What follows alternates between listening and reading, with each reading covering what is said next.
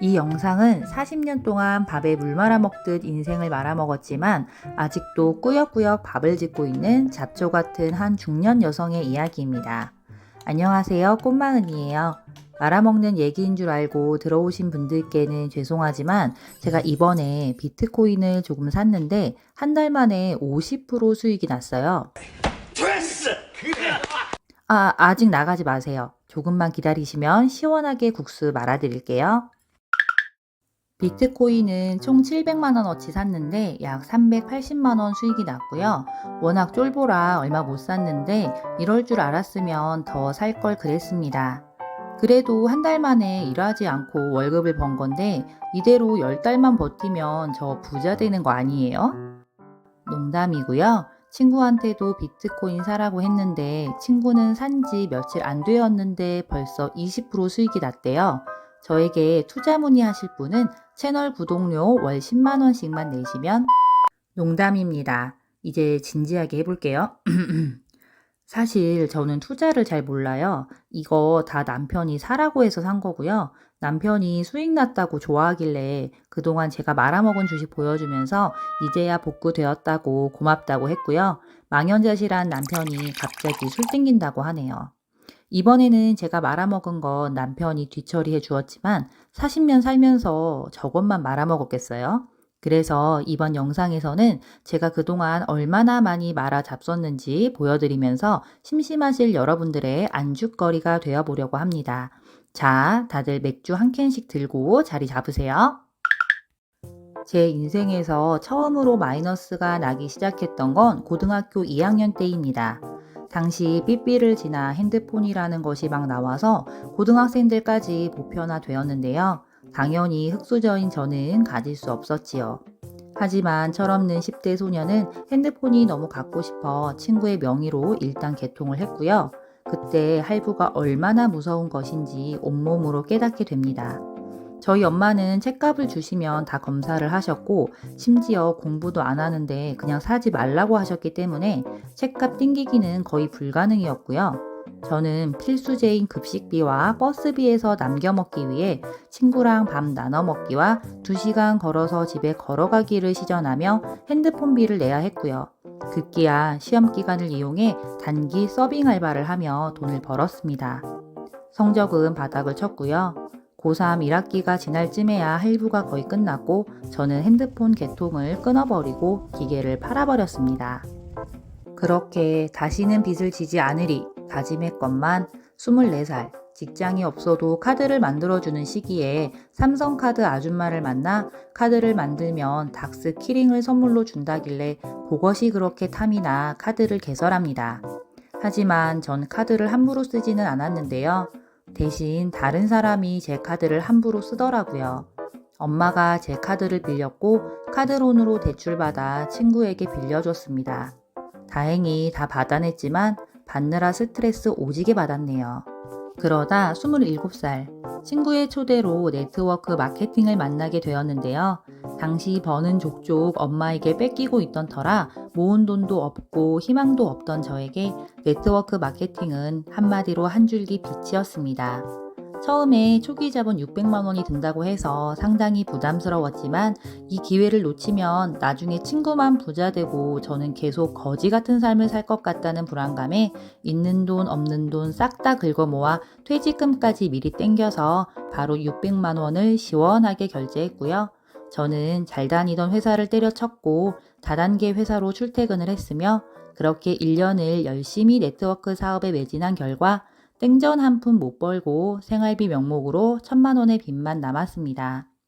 1,000만 원을 모아본 적도 없는데 빚은 참 금방 만들어내는 내 자신의 능력에 깜짝 놀랐고요. 보험 대출에 신용 대출까지 고작 1,000만 원에 이자가 월 15만 원 정도 나갔는데 저는 미친 듯이 행사 도우미로 투잡을 뛰며 월 500씩 벌어 3개월 만에 1,000만 원을 다 갚아버렸습니다. 그렇게 29살에는 다시 제로에서 시작할 수 있었는데요. 이때 참 뭔가 시원하면서 허망하더라고요. 이제 곧 30인데 난 지금까지 뭘 하는 걸까? 그래도 그냥 별 생각 없이 일하면서 2년 동안 3천만 원을 모았습니다. 그랬더니 이번에는 독립이 하고 싶어 좀이 쑤셨는데요. 아파트는 너무 비싸서 엄두도 안 나고 원룸이나 투룸을 알아보던 찰나 레지던스 호텔이라는 새로운 형태의 오피스텔을 알게 되었습니다. 숙박형 호텔인데 오피스텔처럼 안에 주방까지 모두 갖춰져 있었고 세를 줘도 되고 본인이 들어가 살아도 되는데 집으로 잡히지도 않고 영업용이라 부가세도 환급된다는 말에 이거다 싶었어요. 그래, 우선 세를 좀 주다가 나중에 내가 들어가서 살면 되지 라는 생각에 구매를 결정했습니다. 금액은 8천만 원이었는데 4천은 중도금 대출을 받으면 되었고 1천만 원이 모자라 친구에게 빌려서 가까스로 구입할 수 있었는데요. 당시 모델하우스가 너무 예뻤고 주변 친구들 중에 제가 첫 부동산 구매자라 어깨에 뽕도 엄청 올라가 있었습니다. 꼭 성공한 커리어 우먼이 된 것 같았어요. 하지만 기쁨도 잠시. 오픈 3달 만에 새가 안 들어오기 시작하더니 금세 단체 소송이 시작되었고요. 이때 멘탈이 나가서 정신이 나가 있었는데 시루떡 같은 남자가 자꾸 결혼하자길래 당당하게 비혼 선언한 거 뒤집고 에라 모르겠다 그냥 해버렸어요. 중도금 4천만 원은 제 돈 2천과 남편 돈 2천을 긁어 모아서 신혼 때 갚았습니다. 이렇게 또 제로 인생이 되었고요. 결혼 전에 시작한 소송은 제가 첫째 아이를 낳고도 계속되었고 둘째 아이를 낳을 때에야 제자리로 돌아왔습니다. 소송으로 날린 시간과 돈을 계산하면 날린 돈은 8천이 아니라 1억이라고 해야 맞고요. 처음 받기로 한 이자보다 15만 원이나 부족하지만 그나마 지금은 월세라도 들어오고 있네요. 40년 동안 겨우 저것만 말아먹었냐고 하실 수도 있지만 제가 큼지막하게 몇 가지만 말씀드려서 그렇지 뭐 자질구레한 것들 어마어마하게 많고요. 남편까지 합세해서 말아먹은 것들도 추가하면 손가락 10개로도 모자랄 것 같은데요. 처음에 말씀드렸던 주식으로 소소하게 몇백 말아먹은 것부터 해서 2년 전 오프라인 가게 했다가 4개월 만에 닫은 것, 시부모님 떡집과 분리해서 남편이 따로 2호점 냈다가 손해보고 넘기고 나온 것, 카드 잃어버렸는데 누가 그 카드로 금은방에서 금 산 것 등등. 제 인생은 참 실수와 실패의 투성이인 것만 같은데요. 지금 되돌아보니 다 이유가 있었더라고요. 고등학교 때는 비교심 때문에 남들은 다 가지고 있는데 나만 없다는 것에 대한 열등감에 주제 파악 못했던 대가였고요. 카드는 착한 사람 컴플렉스 때문에 제가 제 것을 지키지 못하고 이용당한 것이고요. 다단계는 허황된 욕심과 나만 기회를 잃을 것 같은 질투심 때문이었죠. 그리고 레지던스 사기는 투자하기 전 잘 알아보지 않은 저의 무지함 때문이었습니다. 이렇게 내 안의 약한 부분을 실패를 통해서 돌아보게 되었는데요. 어쩔 수 없이 내가 싸지른 문제들을 해결하다 보니 성장이란 것도 한 것 같아요. 그런데 재미있는 건 실수와 실패의 경험이 쌓일수록 얻는 성과도 많아졌다는 거예요. 그중 제일 잘한 건 결혼인 것 같습니다.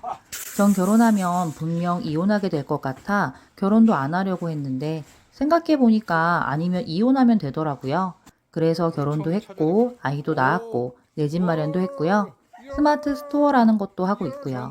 지금은 유튜브도 하고 있네요. 첫째 아이가 이번에 초등학교에 들어갔는데 덕분에 저 갓생 살고 있습니다. 아침 7시 30분에 일어나는데요. 원래 저라면 11시까지 자고 있었을 텐데 제 수준에선 거의 미라클 모닝입니다. 이젠 저와 남편과 아이들까지 4명이 만들어가는 사건 사고가 엄청나겠지만 그만큼 저희 가족의 문제 해결 능력이 커지지 않을까 싶고요. 무언가 도전하는 이상, 아니 도전하지 않아도 문제는 계속될 것 같아요. 왜냐하면 삶은 문제 투성이니까요.